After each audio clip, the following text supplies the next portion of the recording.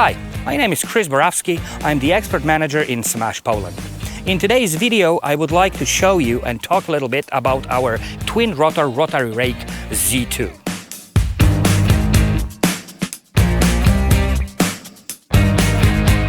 So at the very beginning, we need to keep in mind that this machine is big in size. So for transport purposes, 4 arms, raking arms, and the rear wheel axle are mounted with the use of a regular machine bolt. It is because often those arms are removed for transport. So upon delivery, make sure that you change those bolts for a slotted spring pins, like the other on the carousel.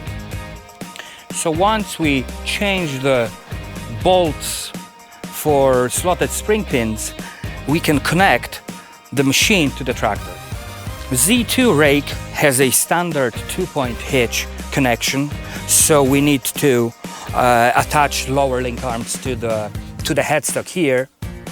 Once this is done, the next step would be an installation of the PTO shaft. PTO shaft needs to be cut to the size if necessary. Detailed instructions how to do it you can find in operator's manual. Once the shaft is cut and installed, next thing is to plumb in the hydraulics. This rake has 3 hydraulic hoses, 2 of them, which needs to be connected to one section of the tractor, are responsible for changing operation width. The third one, which goes to a separate section, is responsible for putting the machine to transport position.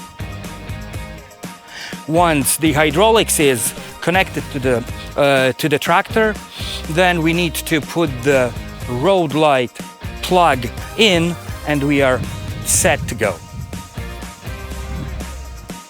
In this particular machine, we've got an optional hydraulic system installed.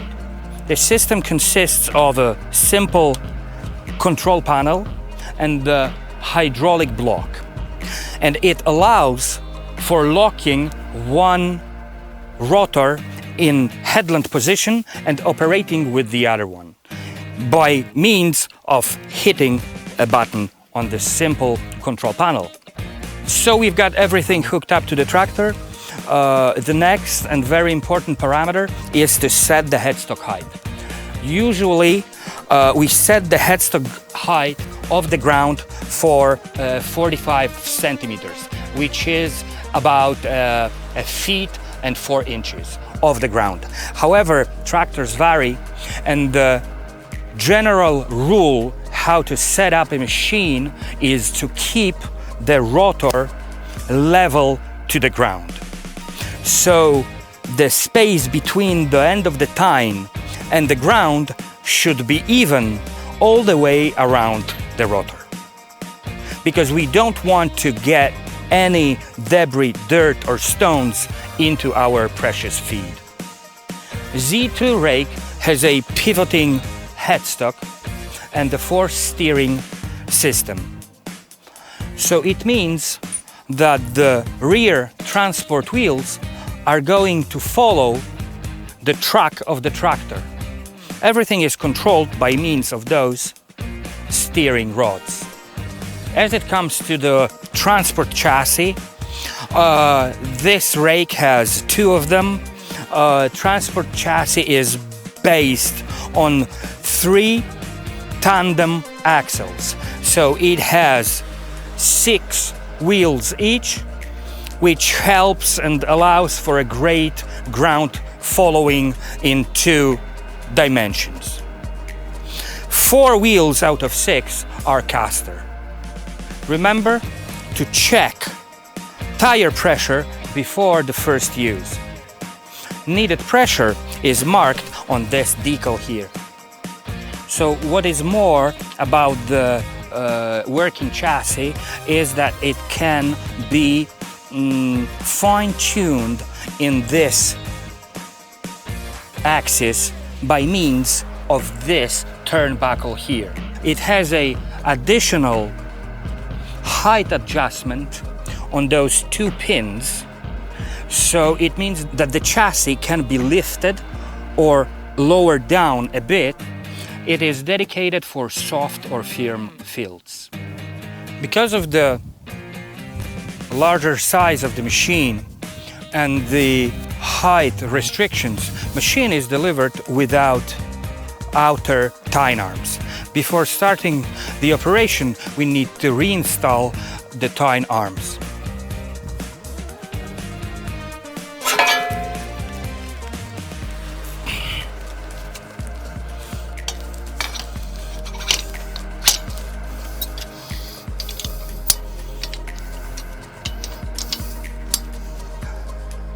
Because this is a central delivery rake, it means that it has a left-hand side and a right-hand side tine arm.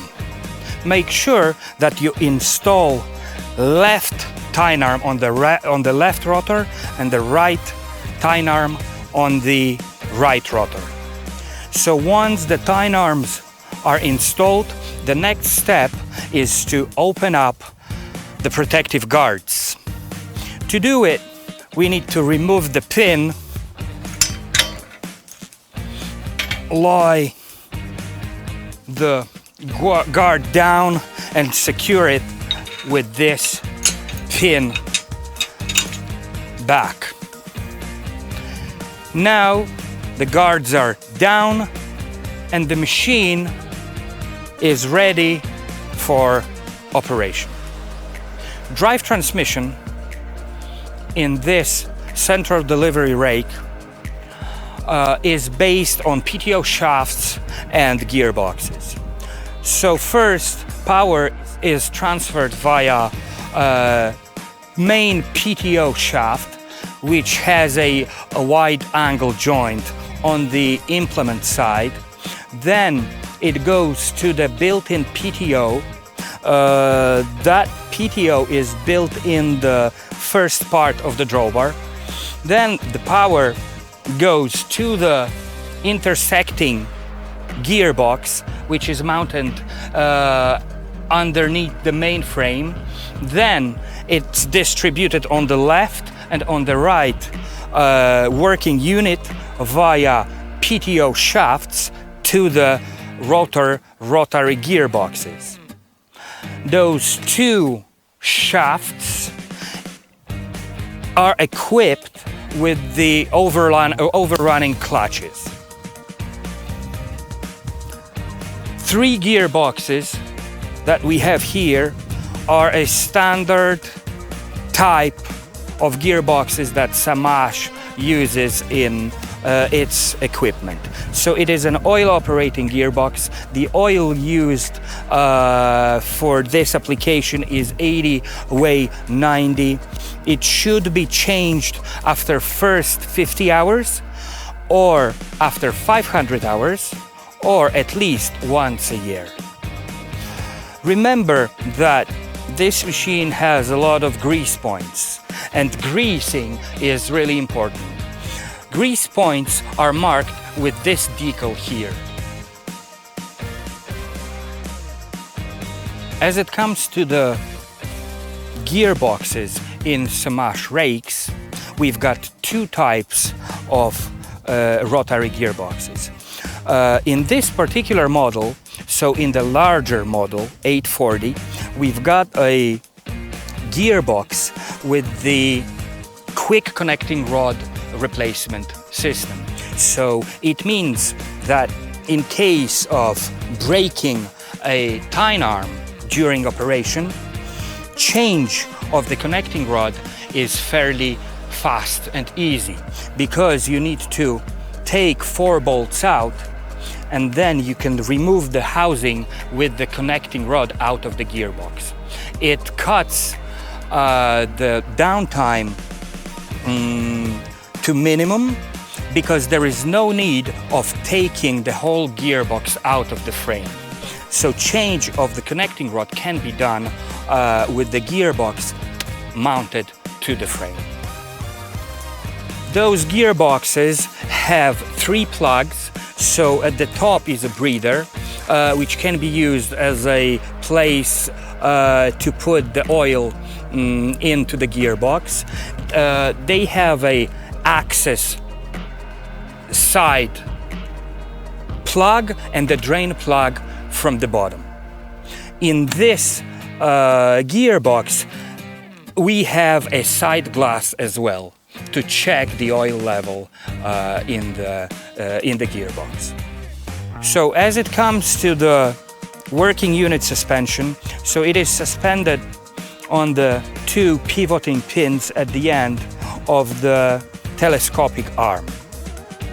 It has 2 hydraulic cylinders installed on the arm and the gauge.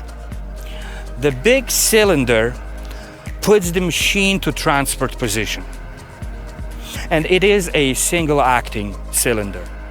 We have a double acting small cylinder which is installed here, and it is responsible for setting and adjusting working width of the whole machine. The gauge here tells you what working width is the machine set at.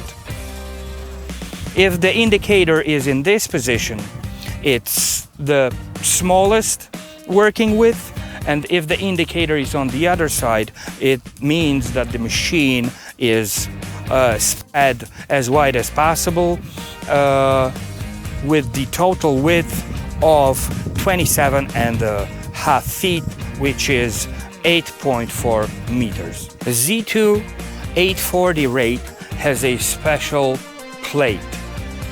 This plate works as a headland limiter, so it limits the height of the carousel when lifting the machine to headland position. And then it has another function, which is a transport latch. So once the machine is lifted to transport position, this catch needs to catch this part of the arm, and it secures the machine during transport. So if you want to put the machine to operation mode, when you get to the field, you need to pull those cords from the tractor's cab. Once those latches are disengaged, then you can safely put the machine to operation mode. So we went through the suspension system, we went through the hydraulic cylinders, the gauge. The last thing that is worth mentioning is this hydraulic block which is installed on top of the machine. So this is the heart of this optional system I mentioned at the beginning, which allows for locking the working unit in headland position and operate only with one side down. So we've got to the field, we've got everything hooked up to the tractor, hydraulics is plumbed in, tire pressure is set, all the grease points are greased, the machine is prepared to operate on the field. The very last thing that we need to do before we start raking is to set the clearance between the ground and the tine. So in order to keep the material as clean as possible, we need to keep the distance from the ground for about an inch, or maybe a little bit less than that. Change of the operation or working height of the rotor can be done by means of this crank handle here. We have a decal here saying that the clockwise rotation will bring the rotor up, and counterclockwise rotation will take the whole rotor down. So this setting, it needs to be done, it needs to be set once we get to the field. And remember that this machine operates on 300 RPMs and not more than 350. The gearboxes are set or are rated for 540, but to get the most out of the machine, we recommend to run the machine at 300 RPMs. So that were the settings and adjustments and some features on the Z2 center delivery rate. Remember that in case of any doubts or concerns or any problems, always consult operator's manual or contact SaMASZ directly. Thank you.